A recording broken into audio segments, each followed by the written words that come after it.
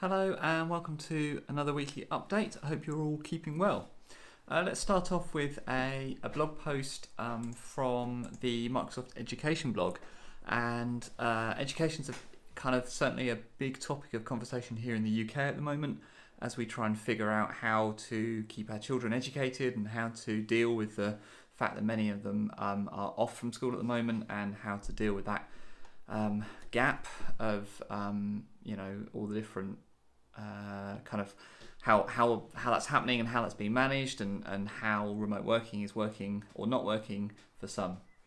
And this blog post is kind of all about what Microsoft are doing to try and help in that area, and what they've learned 3 months in about having everybody work at home, how trying to educate people when they're all at home, how that works, what the challenges are, and kind of what Microsoft think and what they see happening going into next year. So kind of an interesting and timely post, I think, and I'm sure of kind of interest to lots and lots of people. It's interesting. I think obviously there's been a strong uptick in the use of kind of remote learning tools. That totally makes sense. It's interesting on the Microsoft side that, using Microsoft Education, using Microsoft Teams. And what's also kind of interesting to see is the new features that Microsoft are rolling out in response to that. It does feel like they've moved quickly and they're iterating fast in this area.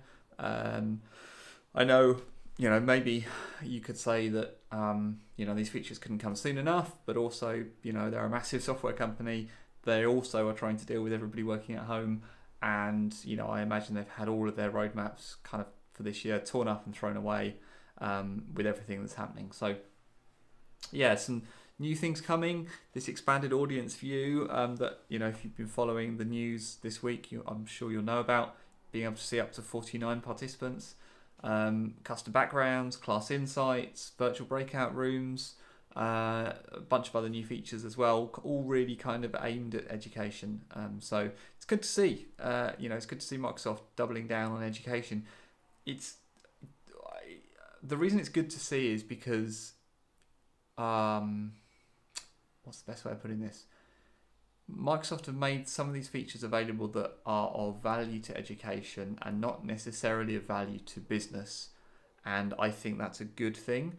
Microsoft are kind of investing in education, which may not always necessarily have, the greatest ROI. So for Microsoft. So it's about more than just the money, right? It's about educating the workforce. It's about doing the right thing. It's about responding to this kind of global crisis. So I think it's a really good thing Microsoft are doing it, and